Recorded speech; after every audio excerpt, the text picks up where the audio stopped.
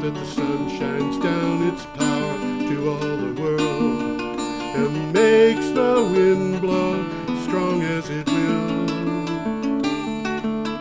I wonder hope gentle rains can fall upon the land, so lovely earth can stay lovely still. Hello, ladies and gentlemen. I'm George Harvey, and this is a special, Tom's raising his hand, but he's not on camera.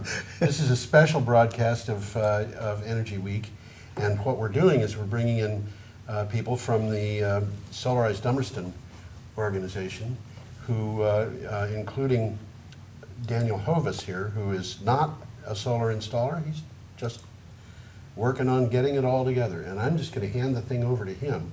So that but there's one thing that I want to say before I do.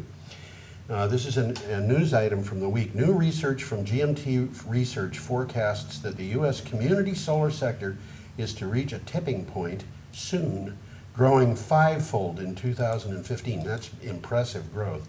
And reaching regularly 500 megawatts by 2020. So having started off with that, Daniel?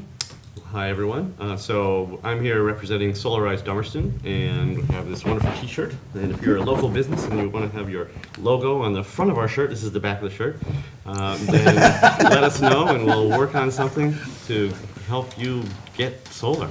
I'm here with three companies that have joined Solarize Dummerston. We've got Jonathan here from Solaflect, and Katrina here from Integrated Solar, and Peter from Soveren Solar. All these companies actually do community solar, but we're here to talk about today, or at least the first part, is their involvement in Solarize Dummerston. We've already got 100 people, over 100 people signed up for this. We had a kickoff event the other day, which we thought was wildly successful, and so I'll just open it up to you. What's going on? You're getting a lot of sign-ups, people calling you up? And yes. You're doing lots of... My name is Jonathan. I represent Solaflect Energy. We are partners with Solarize Dummerston, specifically for offering ground-mounted dual-axis solar trackers, the kind of solar array that moves throughout the day so that the panels are always facing the sun. And why is that important? Well, if you can have the panels facing the sun throughout the day, then you'll get more energy out of the same panel compared to if it's staying in one position. And does that work on anyone's site, or is it It'll depend on how good of a view of the sky the tracker can have. Mm-hmm. So if you have a small yard where the tree line is in close by, you can't take advantage of the tracker. Mm-hmm. When the tracker has an advantage over fixed solar, primarily, is when it's able to turn, see the light from the early morning through the middle of the day. That's usually pretty easy because the sun is up high in the middle of the day. And then, but as the sun is getting lower and later in the day, if the tracker can turn and still see it, then it's going to be generating where a fixed panel wouldn't. So if you have a larger yard, a pasture, field, something like that, that's where the tracker can really shine. And so you've been going around doing these site assessments for homeowners. And any businesses signing up yet? I haven't gotten through through Solarize Dummerston. Yeah. We haven't been contacted or haven't seen businesses express an interest. We do have commercial customers in life, outside of the Solarize Dummerston project. Yeah. Because really the business opportunity for solar is actually better because of the tax incentives and the accelerated depreciation that are available. So perhaps, Katrina, can you tell us a little bit more about what Integrated Solar is doing? Yes, and I'd like to thank Solarize Dummerston. It's been really successful. The 100 leads is amazing, so thank you. So Integrated Solar, we were selected to do the roof and the fixed ground mounts, and we also do community tracking and the seasonal tilts. So what we have seen is mostly residential, and the typical size, the average size being around the 6 kW, so it's going from 3 up to 12, I think, so far. And there is one business in that list, but it's under a woman's name. That's the only business I've seen thus far, commercial. Mm-hmm. And Peter, you've got both commercial and residential going with your community solar. How's that working out? Well, in the past, it's worked out really well. We built the Brattleboro Community Solar Project at Vermont Agricultural Business Education Center, the Familari Farm, and that's a 150 kilowatt project, and about 3/4 of it is owned by the Brattleboro Savings and Loan, and that offsets all of their electricity use at their main branch and at their branch office. And they've got a great return on investment. Other businesses can actually get a better return than the bank, because in addition to a 30% federal tax credit on these systems, there's a 7.2% Vermont business investment tax credit. But in order to qualify for that, you have to pay Vermont business income tax, and banks don't pay tax in the state of Vermont. They pay a licensing fee. So they get to work without it, so they don't have anything to offset. But so a typical business in Vermont can get the 30% federal tax credit off of their cost, the 7.2% Vermont business tax credit, and accelerated depreciation. Solar is a 5-year property. So for something that takes 50 years to wear out, to be able to write it off in 5 years is quite a Meaning quite the a benefit. depreciation happens over 5 years. Yeah. Right. According to the Right, government. the IRS. According to the government, Yes, you can write off 85% of the cost of your investment in 5 years. I would like to add a note. Solar for businesses is a very good investment. There's no doubt.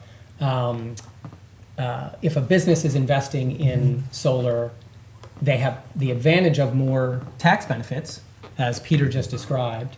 At the same time, a business potentially has a tax burden on the value of the net metering that they receive. Not directly, because they're not receiving cash, they're not receiving income directly.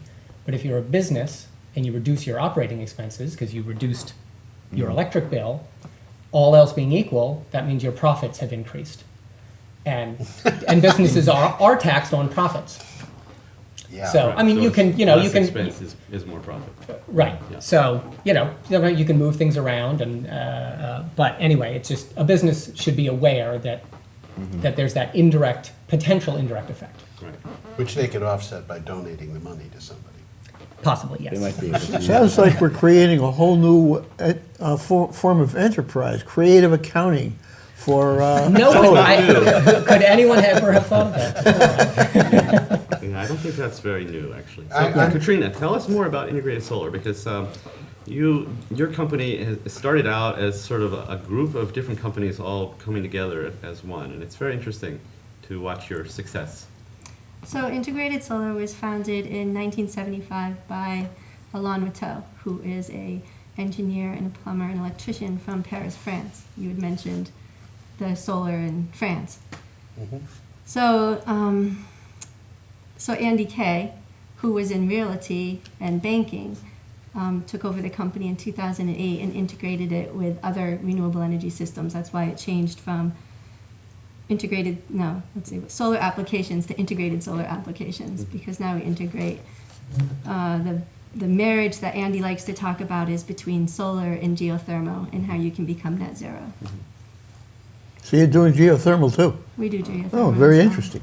That's nice. I wanted, I think I should mention, because the thing about France was before we started taping.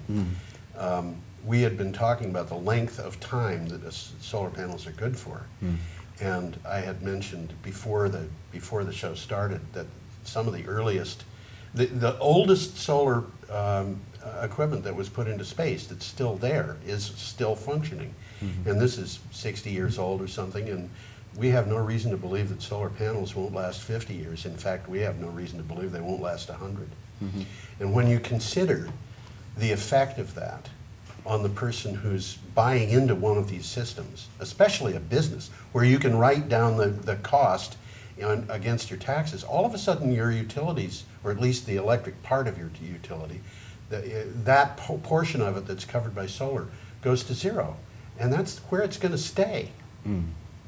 And that's really, really important. I think one thing conceptually that is important to point out here is that we've reached a tipping point. We've actually reached the point where anyone, a resident or a business, can invest in solar and bring their medium and long-term cost of electricity below what they're currently paying their utility. So it used to be that true believers, early adopters, would come in because they really wanted solar because it was good for the earth. And now we've reached the point that that same thing that's good for the earth is just as good for everybody who does it. They can get their solar for less than they're paying Green Mountain Power at the present time. So from that point of view, it feels like we've reached the point that we've wanted to reach for a long time, where they call grid parity or market parity, where solar is actually a viable alternative from a business model point of view. Mhm. There was an interesting item in the news this week.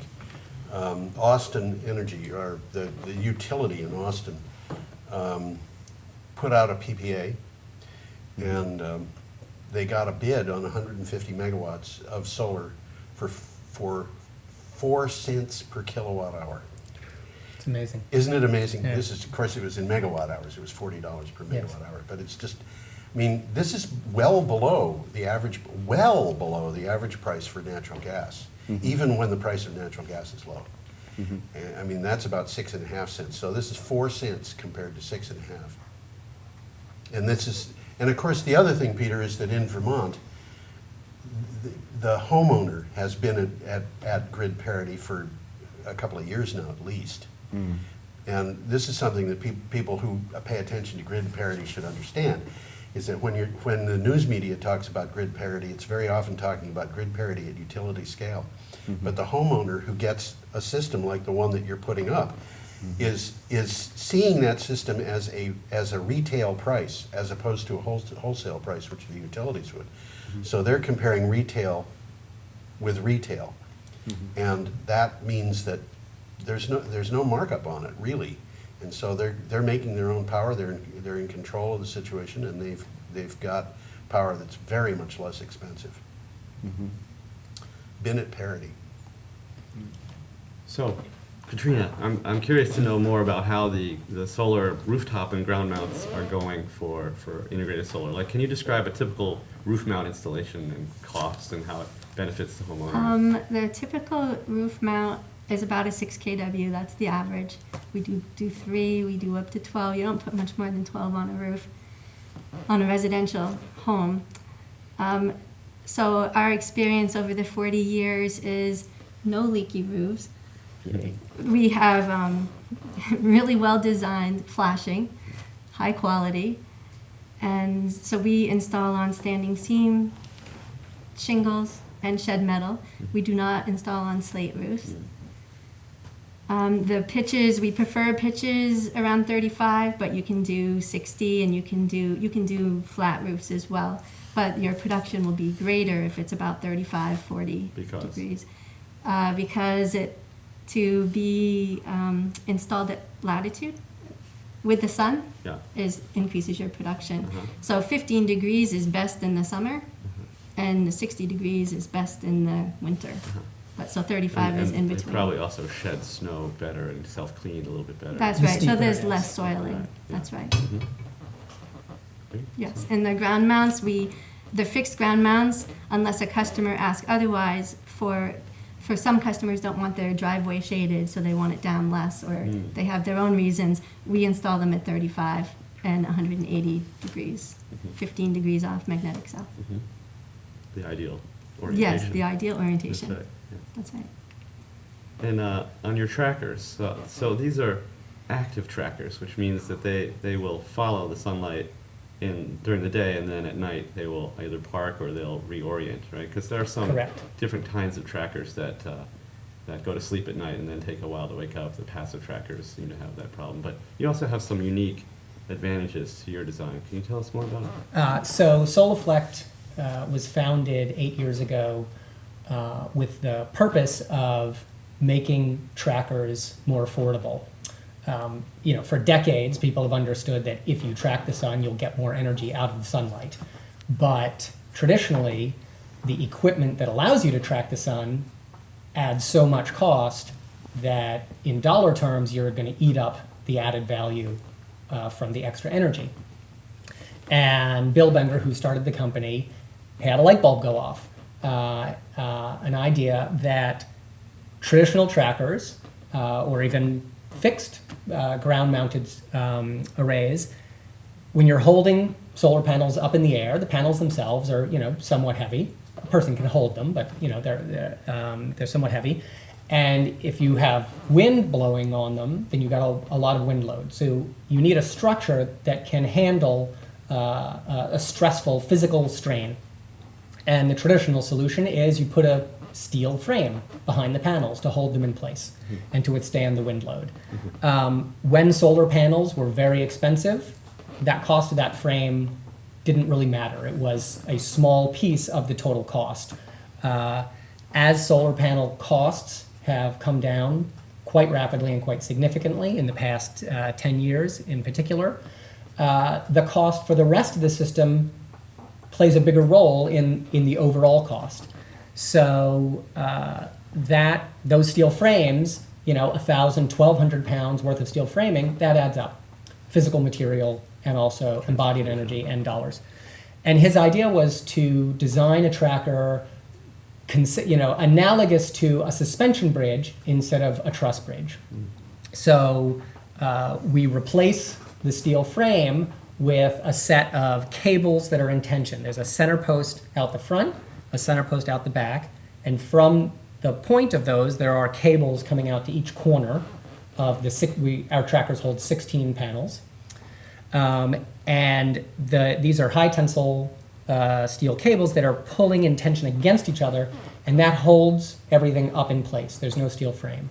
And so 7 pounds of steel cables structurally are doing the same job that would be 1,200 pounds. Wow.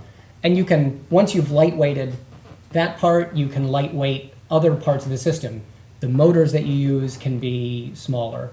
The whole rest of the system, you can reduce your materials and reduce your cost. I've got a question for you, Jonathan.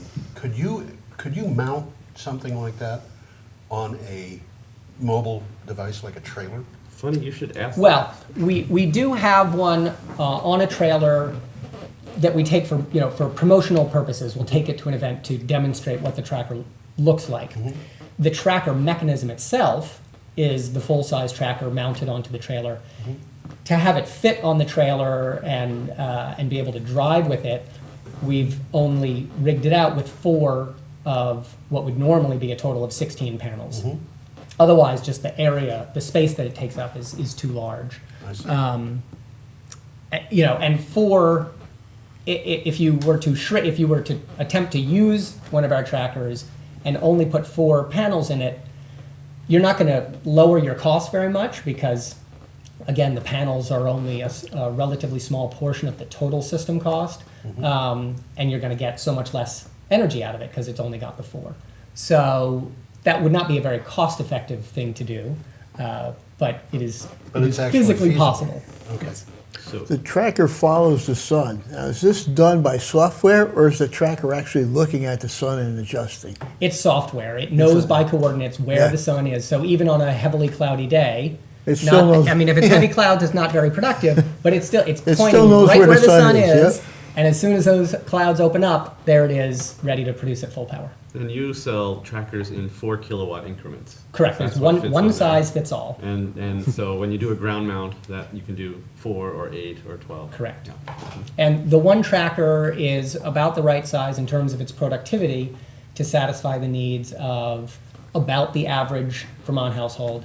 Although, you go to different houses, and knowing the average doesn't help you very much, because one house that's 2,000 square feet, that family might use $30 worth of electricity a month. Another family in a 2,000 square foot house might use $300 worth of electricity a month. And you offer a full range of sizes from 1 panel on up, I presume, or That's from 1 right. kilowatt on up. Right, Yeah. yeah. And same Peter- with the community. Peter, you have an innovative ground mount approach that you actually also sell your ground mounts as a standalone item to other companies. But tell us more about your Well, first I want to say a little bit about community solar, Sure. because we may not have explained the concept here. The basic concept with community solar is to consolidate solar panels in one location, which is a high sunlight location, and then have people who don't live at that location participate in the benefit of the system by getting the credits on their electric bill that are generated by that system. So we can build a 1-acre solar farm and have 30 households own the panels in that solar farm, and they'll get the credits on their electric bill just as if those solar panels were on their own roof. For some people, they want solar panels on their own roof. I love it. I'm glad they do. Some people don't have a good location to put solar. Their roof isn't pointed the right direction. It's made of slate. It's tilted in the wrong way. Lots of people have trees around their houses which shade the solar panels and make it less economical to put on their roof. So community solar provides an opportunity for those people to get the benefit of going solar without the liabilities that are usually associated of putting it on your own site. So we have some extra expenses, we have extra taxes, we have a land lease that we have to pay, but we can cover those with the economics of scale because we're going out and building 150 kilowatts at a time instead of building 35 kilowatt systems, which would happen on a homeowner. So the wrinkle that we've added to all of this is I invented a manually adjustable ground mount. We just change it twice a year from a winter position that tilts up more toward the ideal winter position, and it also sheds snow very easily. It's over 45 degrees, and a summer position which is at 25 degrees, which will maximally harvest the summer sun. Our philosophy is that we want to keep everything as simple as possible. So we're getting about 15% more harvest by this twice a year simple adjustment. And we don't have any motors or actuating gears or anything else that is there to break over the lifetime of the system. So we have a high degree, I mean, it only gets moved twice a year. So in 50 years, you're only going to move this thing 100 times, you know, whereas yours moves every 10 seconds all day. Or, I don't know, is yours continuous movement or? It's not on a timer, but it's roughly every 30 seconds. About every 30 About every seconds. 30 seconds. So, so we don't have any of the risk involved, and we don't have, you know, the extra gain. The motorized actuating tracker will follow the sun from dawn to dusk, and not only that, but it tilts so that it follows it in the north-south axis as well throughout the year.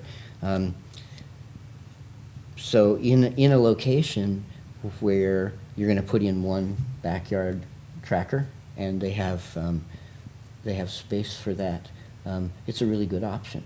There's some drawbacks to the trackers. They, because they're big and because they turn, they shade each other more than a fixed ground mount will. If there are multiple sharing a field. If there are correct. multiple trackers. So then you have to spread them out and you actually get quite a lot less density. You know, Katrina's fixed rack will give you the highest density per land. You know, our adjustable will give you sort of the second range, and the trackers will be third range. But that's a minor consideration, especially for homeowners. When we're trying to build 1-acre farms, it often becomes a significant consideration. Can I add to his comments about community solar? The one thing you left out was for renters. Community solar is that's really true. good for renters. Yeah. You rent or And lease. then I wanted to go back a little bit about rooftop and ground mount on site. I wanted to stress that community solar is great, but it is centralized, as Peter's saying. Mm-hmm. And in the future, having decentralized locations will be important when the grid is down and if people are using battery backup systems.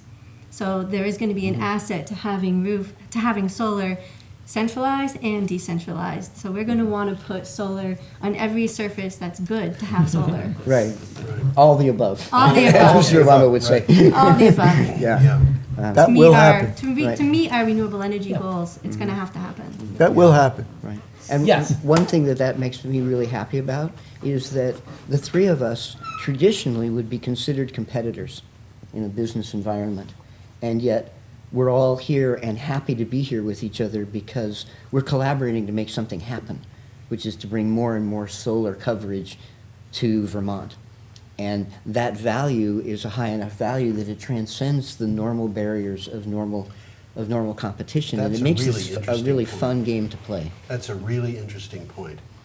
And the same thing, we could extend this table and have a dozen people from other technologies. Yeah. Wind power and small hydro and all kinds of things. And everybody could be working together. And the area that we've got to expand renewable power into is so big Yeah. compared to the renewable power that it's going to be a long time before It becomes cutthroat. it becomes cutthroat. That's right. And well, that's one of the things about Solarize programs that's actually very important, is that the Solarize program strives to work with an installer or multiple installers to bring the price of solar down and to make it more affordable for more people to go solar. So one of the things that we've actually done is gotten a discount, a tiered discount option from each of the installers, so which is great. But the more people that sign on, the lower the cost for solar for everyone. So that's one of the goals, is to get as many people during our program, which ends at the end of August, I believe, for signups. So we're trying to get as many people to sign up and to actually go solar, to bring down the cost for everyone. Yes. Do we have an idea of how many people have actually signed up? We have over 100, we have about 101 people that have signed up. I don't know how many people. Expressing interest. Right, and then people are also contacting the individual installers directly, and then they'll be entered into our system as well. So I'm not sure if there's any delay on that, but. You know, The- before we go on, I should ask each of these people to tell the viewers how to contact them. Great idea. Sure. We have a website, solarize.dummerston.com. You can sign up right there. There's a sign up form. Then each of the installers will actually contact you directly, but you can also go to the individual company's website. Solaflect.com. And we get a lot of people misspelling our company's name. Solaflect is SOLAFLECT. And you Ours see is some interesting pictures there. Go ahead. I'm sorry. ours is isasolar.com. And ours is sovereignsolar.com, but I would recommend that you go through the Solarize Dummerston Yes. website. Although this telecast obviously goes out to people beyond Dummerston and the immediate vicinity. Brattleboro also has a program, Brattleboro Solar Summer. Anybody in the Brattleboro area can sign up with that program. And anyone in the listening area or the viewing area is also welcome to contact us and see how they could participate this year as well. We're under a time gun, and that is that the federal 30% investment tax credit for residential solar systems is scheduled to go away at the end of 2016, and the business tax credit is scheduled to go from 30% down to 10%. So the great deal that solar is right now, at least for a time at the end of 2016, is very likely not to be such a good deal, and even significantly worse economic deal than it is now. So we're trying to make sure that everybody who's ever thought of going solar knows that they have this window of opportunity to step in and get their solar panels. And with this program, you can put it in your backyard, you can put it in your roof, and if you don't have a place to put it, you can put it in community solar. So really nobody has an excuse not to put in solar, at least any of the traditional excuses. We all are working with lenders who are willing to lend 100% of the cost of these solar installations, so that you can actually essentially pay nothing down and get your solar just as if it was At really good interest rates. at very good Yes. interest rates. In Windham County, there are even subsidized interest rates for low-income households that are part of Vermont Yankees closing offer to the state of Vermont to help generate economic benefit in this county. So right now really is the time. It actually is. I mean, we're sellers, so we're always got to be distrustful when we say now's the time to do it, Right. But it really is. It really is the time and to step if I in. could add, Peter, just it's not just that the tax credits, the federal tax credits, or greatly diminished for businesses at the end of 2016. A solar array needs to be installed and in operation by that date. Yeah. Not merely contracted for. And, Probably. in all likelihood, next year, there are going to be people panicking about, they're fearing they're going to miss it. The second half of next year is going to be very busy for solar installers, and some people we may physically be unable to install everything that people want next year. So Right. going ahead this year helps. And then there's the solar adder in Vermont. New Hampshire viewers won't have access to this. Vermont has this policy called the solar adder, which you may on other shows have explained. I'll just really quickly explain it because oftentimes people don't understand it. With regular plain vanilla net metering, if you get a kilowatt hour, I'll use Green Mountain Power as the example. You get a kilowatt hour from Green Mountain Power, that's costing you approximately 15 cents. If you have solar, you generate a kilowatt hour, that replaces what you would have gotten from the utility. You saved yourself that face value, about 15 cents. The solar adder is additional financial value you see on your electric bill above and beyond the net metering. That's why it's the adder. So that the kilowatt hour that you generate with solar, if it's a residential size array, is going a new array going in today is going to be worth 20 cents as credit on your bill, reducing your bill. And if it's a newly constructed community solar site, it'll be 19 cents. So still above that. That is a program that, last year it was 6 cents. Now it's 5.3 cents or 4.3 cents, depending on the size of the array. Over time, that benefit will also be going away. Once you're in, if you put in a solar array today, let's say residential, you get your 5.3 cent solar adder, that's locked in, for 10 years. Whatever happens to rates, the 5.3 cents, you're in, you keep it. And whatever happens to the solar adder, if it shrinks or disappears for other people in the future, you've still got it. So that's another reason, this year has some benefit over next year. And because we're running a Solarize program and a Brattleboro Solar Summer, there are additional discounts in that you will receive if you sign up soon and actually go solar, which may not happen next year. This is a really good They probably point. won't. I can see just one reason why a person might not want to be in this, and that is a person such as myself, who's living on Social Security and doesn't pay income tax.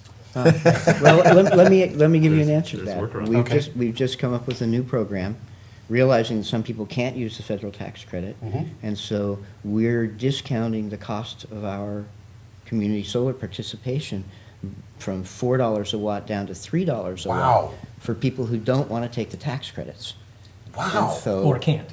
well, Right. anybody Right. can, but they may not be able to use them if they don't Right, have a because tax it's liability. a non-refundable credit. So if you don't owe federal income taxes, it's useless to you. You can't use it. This is beautiful, Peter. So now you can buy in for $3, and what'll technically happen is you'll lease the panels for 6 years, and then ownership will transfer to you. So the ownership remains with the people who do get the tax credit, but you'll get exactly the same benefits that you would get if you bought it and you got the tax credit. That is beautiful. That's really beautiful. Now, what that means is that you are providing a discounted panel, and then you get the tax credit.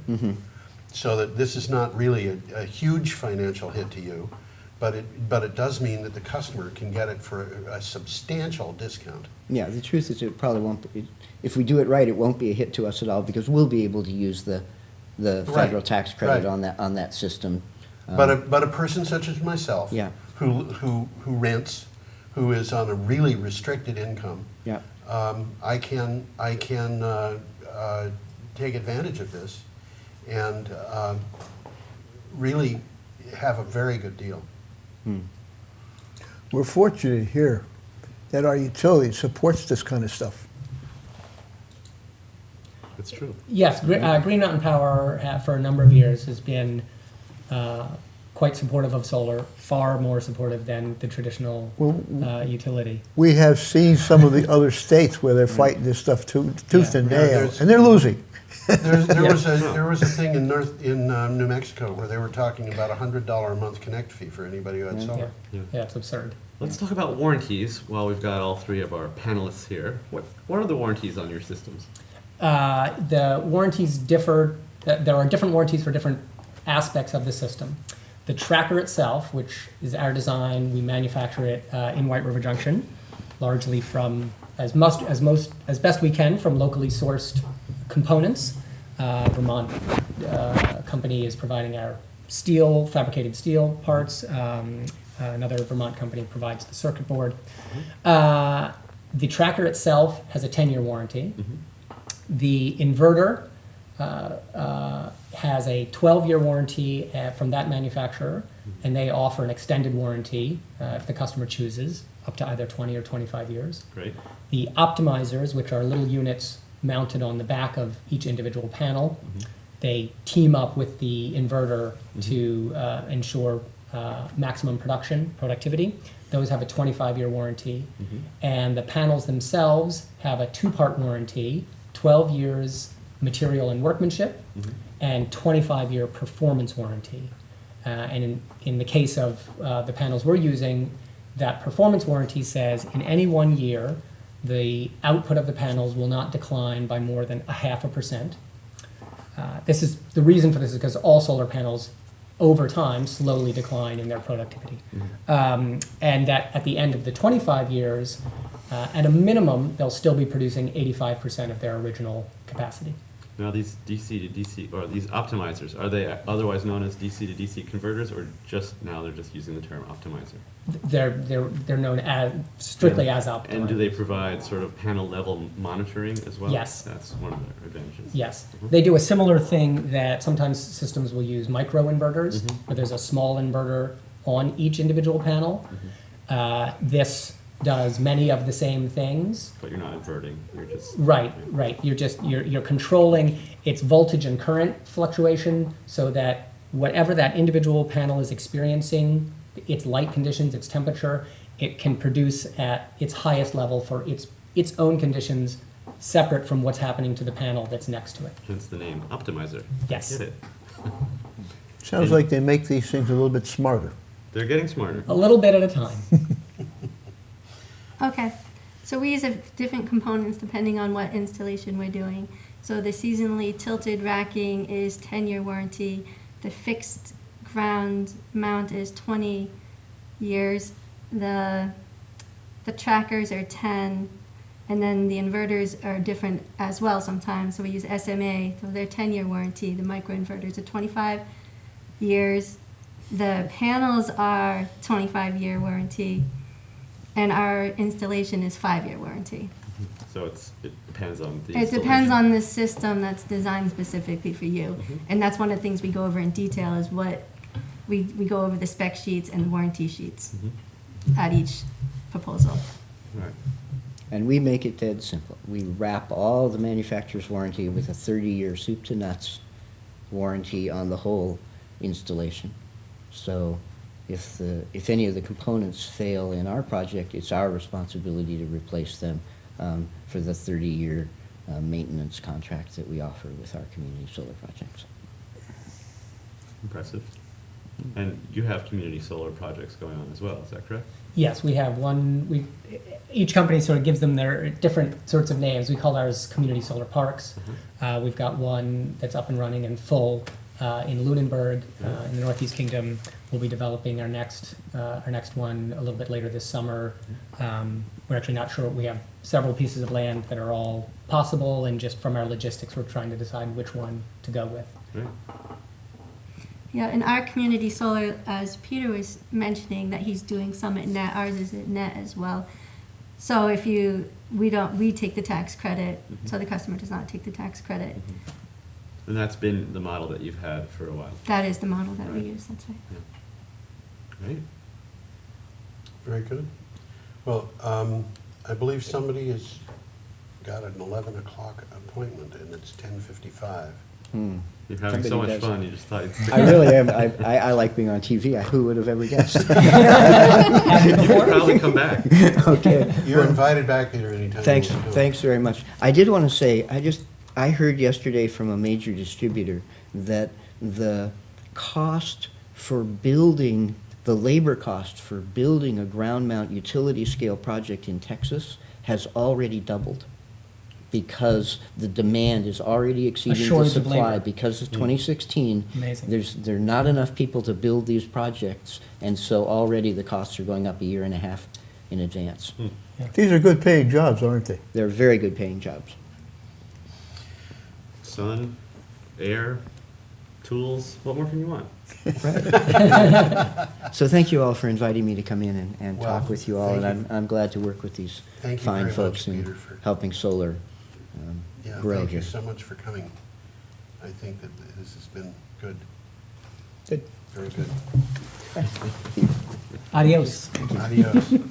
One of the things I hear, can I continue? You just continue. One of the things I hear from people, especially the other night at our Solarize kickoff event, was that there's some confusion about kilowatts and kilowatt hours. And I just want to banter it around because maybe we can clarify it for some people. Because I know that, you know, when you buy a heater for your house, a little space heater, it's got a rating, a nameplate rating on there of like, I don't know, 4,000 watts. So that's 4 kilowatts.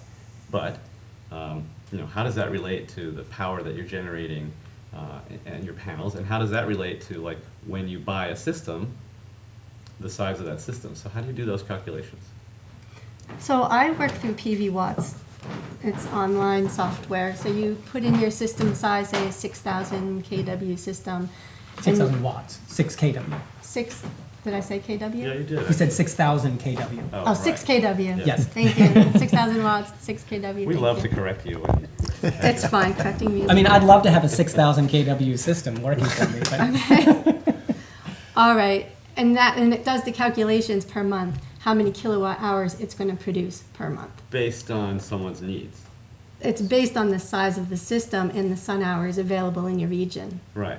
So I get- you put in what shading is there, you put in the degradation, and you put in the D-rate factors, and then it tells you what it's going to produce. Yeah. let me you back up the answer to, you know, sort of like A layman. an electricity 101 sort of thing. Yeah. When you talk about watts or kilowatts, which means 1,000 watts, you're talking about the capacity of the equipment. If you're talking about a solar panel, it's the capacity of that solar panel to produce electricity at a moment in time, if the sun is shining on it, if light is shining on it, and depending on the temperature, it will vary a little bit. If you talk about that heater, if you buy a space heater that's rated at 4,000 watts, it's able to use up 4,000 watts of electricity at a moment in time. The question then is, what do you do with the heater? If you don't plug it in, if you never turn it on, it will never use any energy. It has the ability, the capacity, the wattage rating to use energy, but it only uses it if you turn it on. A solar panel has a rating. It has an ability to produce electricity. It will only produce electricity if light shines on it. So the kilowatt hour is the measurement of the energy that it actually is producing, or in the case of the heater, is using Over time. over time. And that's what your billed on. Certainly residential electric bills are based on the energy usage, the kilowatt hour, and adding on that word hour matters. It makes a difference. So as Katrina described, PV watts, which is the standard. the standard way of estimating the productivity of a solar array in a given location. It's a calculator that's online. And as she said, you're going to say, well, if I put 6 kilowatts of solar panels in this location, if they're on a roof, what is the tilt of the roof? What angle is it facing relative to south? Is there shade on it for part of the day or not? You're going to put in values for that. And then, because what PV Watts has is a database of 30 years or more of knowledge of what the climate is like in each location. In locations all around. the Exactly. country. Yeah. That's right. So every place on the Earth has the same number of hours of daylight over the year, but some places it's hidden behind clouds a lot of the time, and some places it's not. You know, we're in the middle. Arizona has more sunlight than us. There are places that have less sunlight than us. Vermont, New Hampshire, we get completely adequate amount of sunlight for solar panels to more than pay for themselves. But if, again, it depends if there's shade from trees or something like that. Also, in Vermont, we have cooler temperatures than Arizona. Yes, and that So helps. the panels perform better. That's That's right. right. Yes, winter productivity, 1 hour of winter sunlight is going to give you more energy out of your solar panels than 1 hour of summer sunlight. That almost sounds backwards, doesn't it? Well, but the summer has more hours. Yeah, yeah. So the summer wins. The day, Yeah. you know, you'll get more total energy in the summer. But if you looked at it narrowly in that one span of time, the winter has a. It's actually a happy coincidence. It is that. Winter production needs some extra benefits. So. Needs a help. So I'm a homeowner, let's say, and I call you up and I say, hey Katrina, I would love to get a solar system on my roof, and I spend about $100 a month on electricity. I'll make it easy for you. What's the next step? Our steps are, I ask you to send me your utility bill so I can confirm your consumption. And a $100 utility bill is about a 6 kW system. You know that from experience. I know that from experience. So once I qualify you based on your consumption, I ask you to schedule a site visit, and I come out and assess your site. So if you're thinking roof mount, you tell me what you're thinking about. Customers have an idea in their mind, so you go and evaluate their idea first. And if you see a better one while you're there, you mention it, but their idea is always right.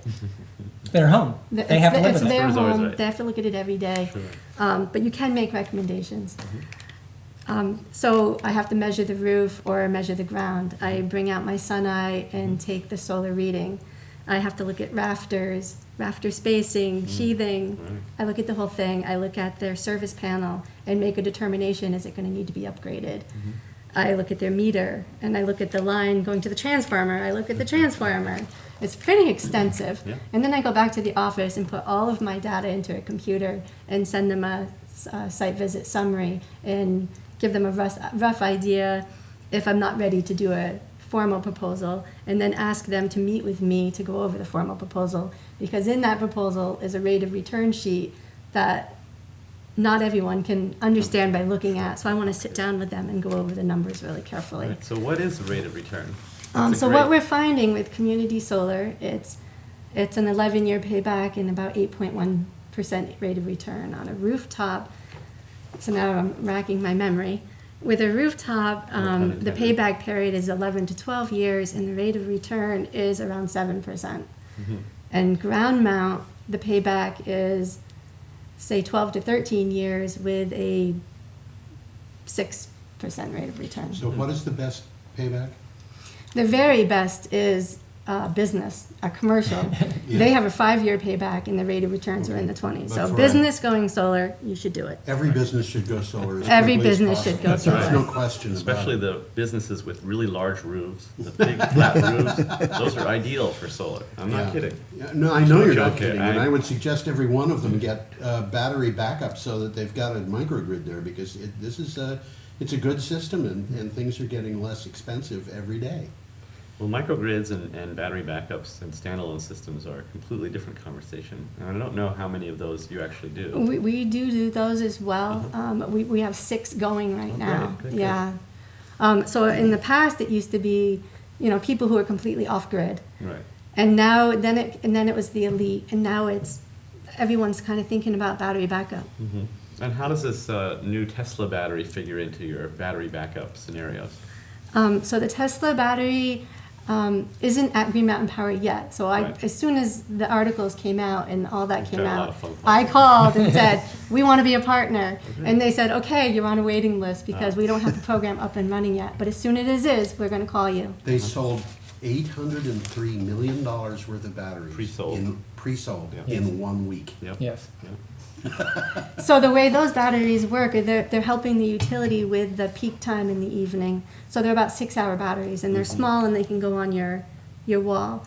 The microgrid battery systems are probably as big as this table, and they can get you 3, depending on how we size it, 3 days of autonomy At a substantial added cost, of course. at a substantial And added how long do cost. batteries generally last in these? So it depends on how many times you cycle them. Uh-huh. So the Tesla battery, they're expecting you to cycle that every night. And this system, we're hoping that you don't cycle maybe twice a year. So you just keep them charged up and they're. Yeah, really the there for backup. PV, right, keeps them topped off, and they don't lose their life unless you cycle them. Mhm. And what about your return on investment figures? Do you have a slightly different numbers for us? Have you calculated that out? Well, yes, it's a little bit apples and oranges. Yes. Our calculation, so in simple payback, It will depend on the site, how good of a view the tracker has of the sky. So somewhere in the range of, say, 9 to 13 years is typical for our customers. When we do the rate of return, we use the internal rate of return calculation rather than a return on investment. It's mathematically different. The reason we do that is because it takes into account, it's a somewhat more sophisticated calculation that takes into account the time value of money, the fact that receiving a benefit in 10 years is, at least under economic theory, is not the same as receiving a benefit today.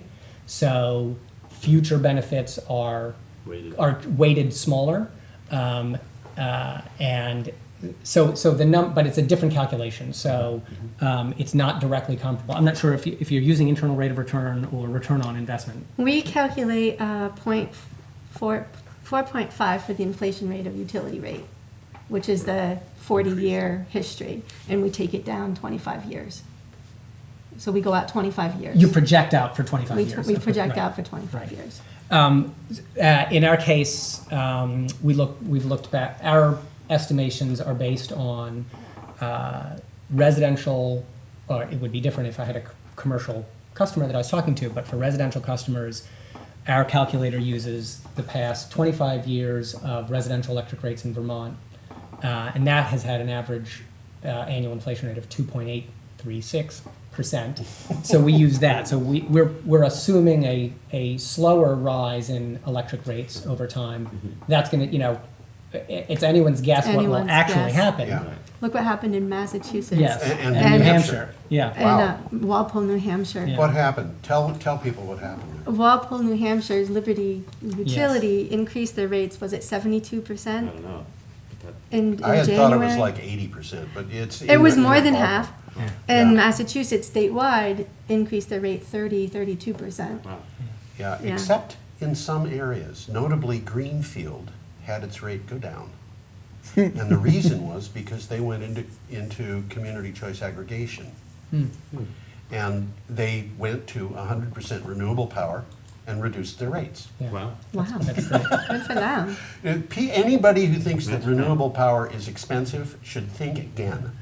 And they should think again quickly so they can take advantage of it while they get it while the getting is good. Because as Peter and both of you had said, this is something which you've got a window that's slowly closing. And you really want to get it all figured out by probably this time next year at the very latest. I mean, at that point, it would be possibly too late. It'll be difficult. I think there's a lot of people are intimidated if you're going to buy a solar array that's sized to cover your full electric bill. The number behind the dollar sign is large. Probably rarely below $15,000. I'm talking about the sticker price before the tax credit. Almost never below $15,000 because those systems simply usually are just too small, and can be $30,000. What? Oh, definitely. Yeah. Yeah, between 15 and say 50,000 for Right. residential. Right, That's depending how on the household. the size of the system. And so that's a big number. People gulp, when they get ready to write a check like that, and with very good reason. But as you're pointing out, if you just stick with the utility, it's death by 1,000 cuts. It's going to, And you don't have any assurance. Right, You don't have any right, assurance right. of It's- what the rate is going to it's be. in the open-ended. future. It's open-ended. right, those cuts But you could can get bet- bigger and deeper. Yeah, you can bet one thing, and that is, if it goes down at all, it's going to be a very small amount and for a very short period. Yeah. I mean, we had a very small reduction in utility rates in Green Mountain Power Territory, but that's only going to last for a very short time, and they've said so. Yeah. When was the last time you did a return on investment calculation for a car purchase that you're thinking of doing? It's Yeah. like when we do this kind of thing as an energy investment, for some reason people need to justify it in a multitude of ways. Not only is it good for the planet, it's good for your pocketbook. It's a clean way. It's good for the people. It's a clean way of generating electricity. Yet people go out and buy $30,000 cars, with whatever financing, and you never think about, well, what's the return on my investment here? I mean, the car might last you 10 years. But they're usually thinking 5. Right, Like this is yeah. a 5-year investment. Right, yeah. So solar is cheaper than cars. Yes. Actually, cars are just about the worst investment you can make. Yeah. Actually, well, I bought a Honda Insight from years ago. Oh, really? They make them all aluminum. I know I'm digressing here, but there's no rust. It's a 15-year-old car, and it drives perfectly, and it's like, I love it. My last car was a Prius, Uh-huh. and I got better mileage on that thing, 2001 Prius, than the transportation department said to expect by a fair margin. I mean, everybody else was complaining that they couldn't get what the transportation department said, and I was getting about 10% more. Yeah. Until they started putting ethanol into the gasoline. But now, always something. you know, I've got a Gary Fisher mountain bike, and Yes. That's a good return on investment if you use it. good If you return use on it. investment. Speaking of cars and hybrids and electric cars, Yeah. what do you say to people when they come to you and they say, well, I'm planning on getting a Tesla, or I'm planning on getting a Nissan Leaf, and I want to be able to charge that. Do you know the extra load that a car like that will put on a system, so that you can actually say to these people, well, you'll need another extra kilowatt of solar on your home, so that you can... We do calculate that out, and do I have it no, memorized? of I course don't. not. But Yeah. but we do that. The same Yeah. thing with heat pumps. Oh, great, good. So we will try to get their heat load and figure out how many tons of heat pump they need, Mm-hmm. because then we will know. Andy does those calculations. Right. Then we will know how much PV to put up there to run it. Additional. Yeah. Yeah, in our case, I because the tracker is a standardized unit, 4 Fixed kilowatts. size, Again, the productivity will vary depending on the location because of the shade profile, but there are sort of fewer numbers to mess around with. And in our case, one tracker in a plug-in vehicle, depends on the vehicle, but is going to give you approximately 18 to 20,000 miles of driving range per year. Easily more. I mean, when I did that calculation, that was based on assuming that that person was a customer of our community solar park, where someone with a very good yard, with solar access in their yard, could get more benefit than that. So it just as a trivia for there, I mean, well more than your year's annual driving can come out of a tracker you'd have left So you over. might recommend to someone they get one tracker for their house and one tracker for their car. Or for a pair of cars. I mean, it depends on the driving. Yeah, sure. Yes. Yeah. We have, we're coming up to the end of our hour. It's been So swell. we're gonna Thank you. have to sign off. We've got about 2 minutes left, so. Can I end with something we should have I started was with? gonna please. suggest that. I think that we should put a plug in, not about electric cars, but efficiency, energy Oh, yeah, efficiency. absolutely. Because that should always come first before you size Good renewable point. energy. Yes. I see that all the time. Absolutely. Right, and we should have said it first, and I Yes, didn't. People sorry. tell us their monthly electric bill, and I'm like, oh, what are you doing there? Right, exactly. What are you growing? But that's- it shouldn't be that high. And so right off the top, you should go and do a full energy assessment, have Efficiency Vermont, come in, or any of the private weatherization companies can help with that. Efficiency Vermont offers great incentives for new appliances and their heat pump incentives. And so the first thing any homeowner or business should do is to try to lower their electric usage as much as And- possible. Well, I would And say weather- their energy weather. usage. Energy usage. Because if you usage, yeah. install a heat pump, You your wanna electric have- bill is going to go up, but it won't go up nearly the same as your propane or heating oil bill is going to drop. Right. So your total spending goes down, your total energy use goes down, that particular bill goes up, Yeah. and solar can cover. We've got to say goodbye. Goodbye. Goodbye, Thank you. everybody. Thank you. From me and from Tom Fennell, Okay. Hi there. and from our guests, Daniel, Jonathan, and Katrina. And we hope that you will contact them and get Solarize Dummerston. Or if you don't happen to live in Dummerston, contact them anyway, because you're going to be able to get a good deal on, particularly if you're in Brattleboro. Right. Because there's Brattleboro Solar Center. Well, we're actually reaching out to Putney and Westminster and other people. If they sign up through our system, we're hoping that It count, the yes. installers will count that against our totals and Yes. and provide a greater discount for everyone. Okay, bye-bye. Bye. I want to point out that the sun shines down its power to to all the world, and makes the wind blow strong as it will. I wonder how gentle rains can fall upon the land, so lovely earth can stay lovely still.